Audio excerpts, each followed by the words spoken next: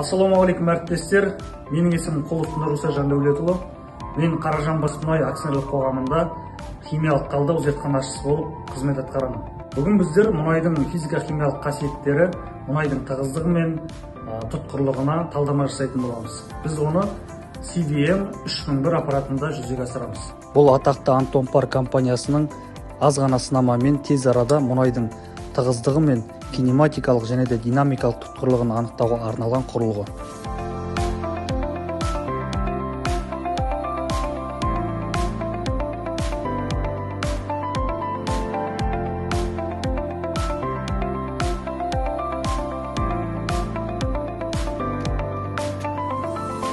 Біздің компания мұнайдың сапасын барынша дәлдікпен анықтау үшін әрқашанда әлемдегі соңғы үлгідегі жаңа технологияларды пайдаланады.